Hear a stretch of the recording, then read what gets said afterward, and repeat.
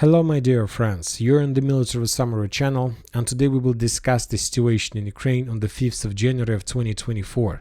Today we have a lot of very interesting updates, so let's start. And first we're going to talk about Kiev, because today some people from Kiev published more videos of Russian strikes in this area. That was the first one. A little bit later the second Kimskander strike, or maybe Kinzhal strike, and now we understand why the Ukrainian military authorities and special services try to reduce the number of such videos, even by the threatenings of the deaths or something like this to these people, or prison at least, because by watching these videos we understand that Ukrainians don't have air defense, and their talks about that they managed to shut down 10 of 10 Kinzhals or 19 of 90 Grand drones or something like this, it's just a fake and speculation. Almost every single missile that the Russians launched during the 1st and the 2nd of January managed to reach its target. Another video, geolocated video confirmation we got from Kharkiv, the same story. As a result of a very heavy fire, the Russians managed to destroy another ammo depot or probably some plant or factory. Now we're moving to Kharkiv, not just Kharkiv, but the common global situation in the northern part of Ukraine. Today we start receiving more and more updates from the Russian sources, Ukrainian sources, and not just pro-Ukrainian, pro-Russian sources and so on. And most of them are saying that the Russians are planning or do have some plans to start another offensive operation somewhere after 15th of January. So military intelligence believes that new massive shelling of Kharkiv could occur this weekend, January 7th, when Christmas is celebrated in the Russian Federation. According to my opinion, the Russians are not going to bomb Kharkiv during this Christmas ceasefire. Obviously they're going to start or earlier or a day after, and soon a ground offensive may begin, the possible date of which is January 15. So according to some Western sources, the Russians are planning to start another attack. Also, the Ukrainian sources confirmed the same situation. The Telegraph reported that the Russians may begin another offensive operation in Kharkiv on the 15th of January. And for example, today we start receiving more and more videos and updates from the Ukrainian side of how they were sending some sabotage groups and reconnaissance teams all over the border, trying to understand whether there are any preparation of upcoming offensive operation. Because there are a lot of tree lines, and this area is covered with a very big forest, the border line, so there are a lot of places where the Russians can hide their army, and so that's why the Ukrainians are trying to discover and to understand whether these updates from the Western countries is correct or not. But when talking about the sources that, according to their legends, has some access to the Ukrainian president office, they're saying that MI6 told to Zelensky that the Russians do have some plans to start offensive operation.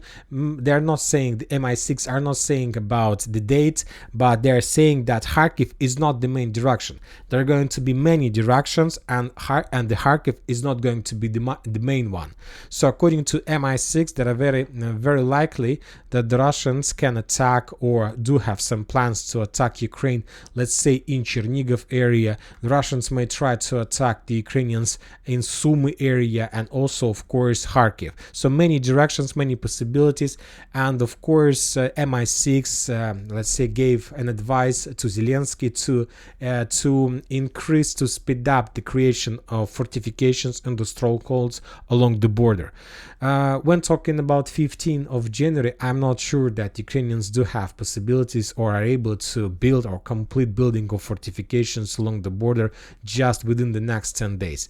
But of course all these updates are very important. This MI6 report, these Western countries reports about possible attack, but there is one important note that you need to pay attention to, and I'm talking about the speech and report of Valery Zaluzhny. If you remember, we just discussed in the previous video that currently, as you know, there is like a discussion and attempt to adopt the mobilization law in Ukraine, total mobilization law in Ukraine. Today is the 5th of January, according to the Western sources and MI6 intelligence, the Russians are going to start full-scale offensive operation on the north in Chernihiv, Sumy, Kharkiv in 10 days, and the Ukrainians still haven't managed to adopt the mobilization law. So from another point, as I understand, all these updates, all these rumors, all these talks about possible Russian offensive is just a way how to force Zelensky and the parliament to adopt mobilization law. They're just trying to scare people, to scare population, to scare military and political authorities, and maybe this is another thing or another way why this happens, because as you know, currently the Ukrainians and military authorities of Ukraine are trying to complete mobilization without law, using the old methods, very difficult methods. For example, on this video we can see another act of democracy without any mobilization law. Significant number of Ukrainian military recruiters encircled, surrounded just a basic car, civilian car, and according to the author of this video, a man was moving on this car, but the Ukrainians surrounded him, and so that's why he blocked himself in the car with the purpose not to get summons from the Ukrainian authorities. So very difficult situation. We'll see what is going to be on the 15th of January. There's like 10 days left, but anyway, if the Russians are going to attack on the 15th of January, obviously we will know about this much earlier, because to attack, it's not just like to draw arrows along the borderline. It's like a military infrastructure. You need to build camps, you need to start collection of blood, because you can't attack let's say you can't attack if you want to make a full-scale operation. You are planning to penetrate significant distance, and your main purpose is not just, let's say, to capture 1-2 villages as the Russians are currently doing in the vicinity of Bakhmut, Artyomovsk, or in the South Donetsk direction. The Russians may have plans to capture significant territories, including like big cities like Chernihiv or even Sumy or something like this. And if you're going to do something like this, then you understand that you're gonna have significant losses. If you have significant losses, you need to start collecting blood, you need to start creating camps and medicine centers and so on. So I'm not sure that all the Russians are going to attack, and basically all these rumors is just about to force Ukrainians to speed up the adoption of mobilization law. But who knows, everything might happen. Now we are moving to the situation on the ground, and first we're going to talk about Lyman direction. We have a lot of very interesting updates. If you remember, during the previous video events, during the previous attacks, the Russians, as a result of like storming operation, managed to improve their positions in direction of Terny. They captured significant territories, lots of strongholds, a lot of Ukrainian positions, and the Ukrainians were forced to step back. And we discussed all those geolocations, destroyed Leopards, tanks, and so on. And today the Ukrainians collected another armored fist, and they were trying to counterattack the Russian positions, trying to force the Russians to step back. And the main thing that's the worst thing for the Ukrainians is that they were forced to attack along the fields, along the open air. And basically, as I understand, according to the geolocations that were provided by the Russians, the Ukrainians couldn't even get the Russian defense belt. Basically, the Ukrainians armored vehicles, tank, Leopards 2A6, and many other different types of weapon or armored vehicles were destroyed on their move, while they were moving in attack or something like this. So a significant number of armored vehicles were destroyed, and the Ukrainians couldn't force the Russians to step back. That means, from the other side, that the Russians managed to dig in deeper, and now they started preparation before the next waves of attack in direction of Zhiribets area. So the next few days, obviously maybe after 15th of January, the Russians will try to make the final attack, the final rush in direction of Zhiribets, and they will try to collapse this area in the Ukrainian defense belt completely. Everything might happen on the 15th of January. Now we're moving to the south in direction of Bakhmut, Artyomovsk. We haven't received a lot of geolocations or updates, as according to updates we discussed in the previous videos, the Russians managed to get the main defense belt. As you can see, the Russians captured fields, tree lines, railways, many fortifications, and now they stacked on the main Ukrainian defense belt. This is fortifications on the north of Bogdanovka. This is two strongholds between Bogdanovka and Popovo forest, and behind them in direction of Chasov Yar, and many other strongholds.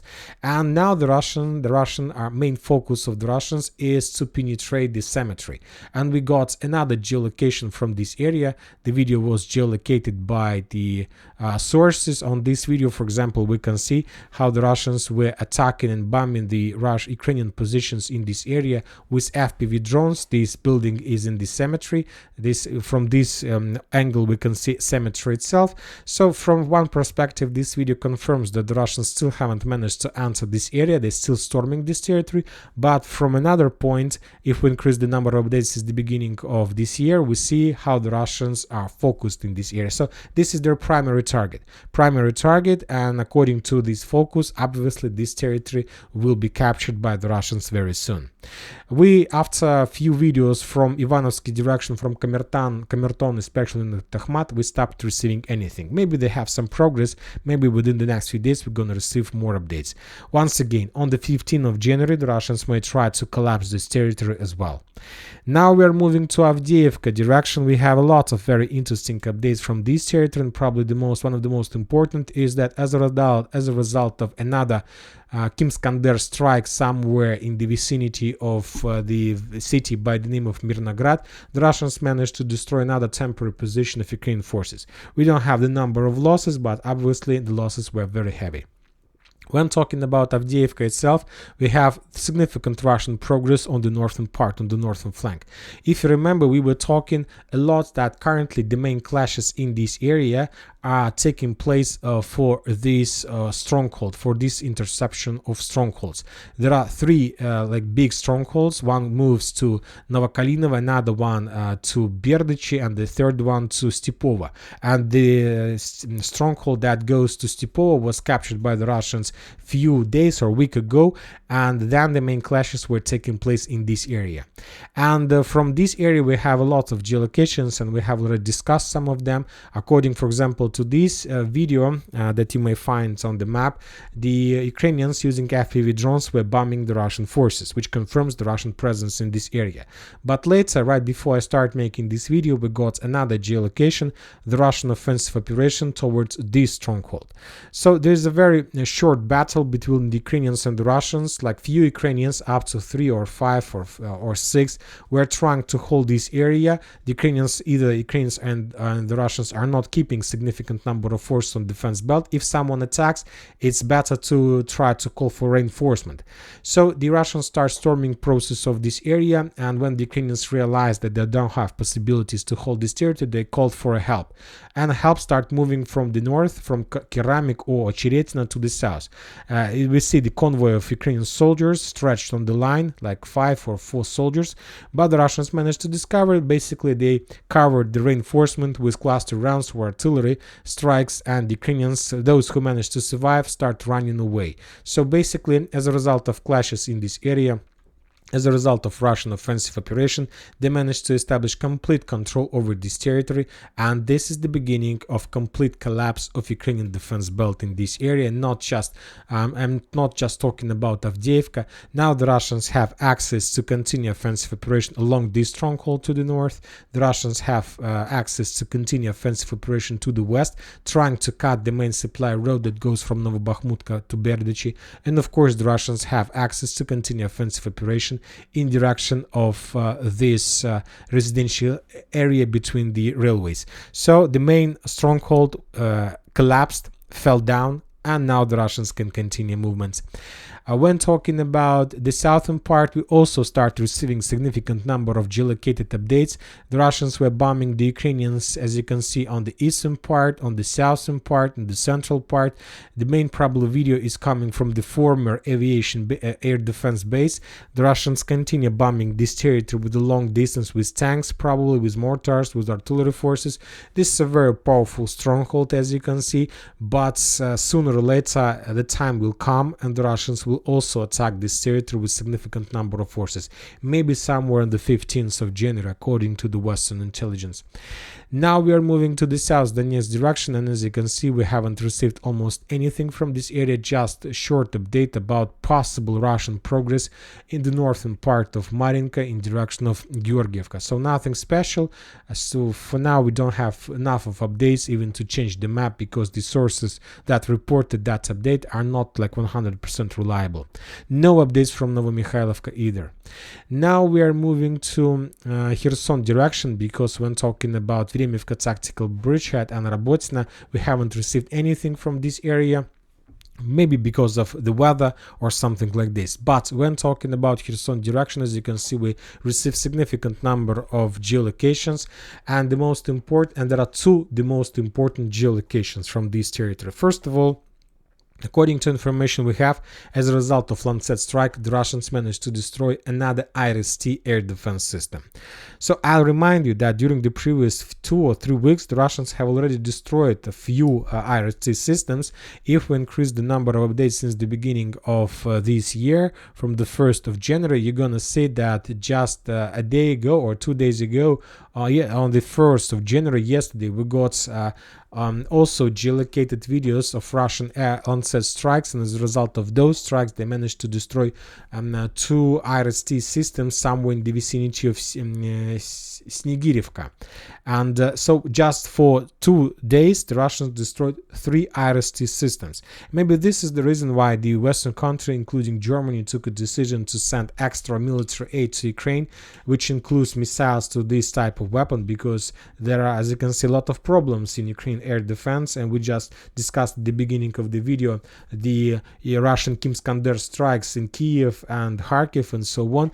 But another important thing, if you remember, during the previous days we talked a lot about the complete absence of Russian FABs in Kherson because of Ukrainian superiority in air defense, and after the Ukrainians reported that in the end of December they managed to shut down up to 5 Russian Su-30s models aircrafts, the Russians stopped publishing any geolocated videos of FABs.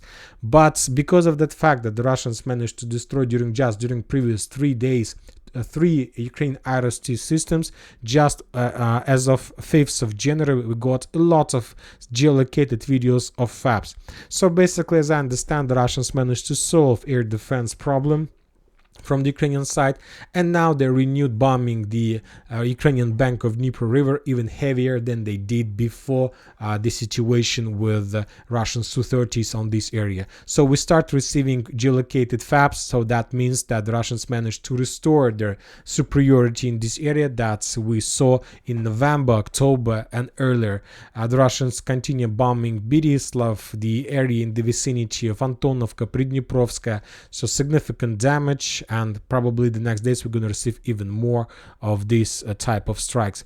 When talking about Krynki itself, we have geolocated TOS strikes, and maybe you have already heard or saw, now Western countries are very focused on this area, on Krynki, but they're not saying, and they're not there. We have a lot of articles, lots of let's say sources publish their own opinions, a lot of authors and so on, but they are not talking about Krynki as something like great Ukrainian success or something like this.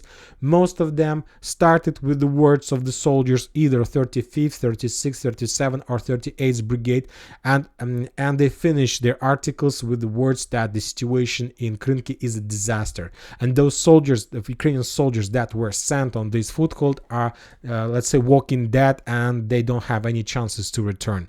Situation in this area is very difficult, and now I don't see how the Ukrainians are planning to solve this issue. As we discussed, from now they can't leave this foothold because of this is political media victory or something like this, but from the other side they can't continue holding this area due to significant losses among the Ukrainian soldiers. Maybe this Christmas let's say temperature weather will solve the issue, and basically it will force the Ukrainians to step back or to surrender those people who are located there. Who knows? When talking about the Black Sea, as we already discussed, the Ukrainians during the previous night tried to attack Crimea, tried to attack the Novorossiysk, the main Russian main Russian base of fleet, but according to the Russians, they managed to shut down every single Ukrainian missile, every single Ukrainian drone, and some of them were jammed or something like this. We have some geolocations of some strikes and some explosions, but as I understand, the Ukrainians lost that duel. They basically lost the battle for the Black Sea, at least that small episode. And that's it for today. The Military Summary channel reminds to condemn any violence in the world. Thank you for your watching. Subscribe to my channel, put your likes, share my Patreon, and have a good day. Bye bye.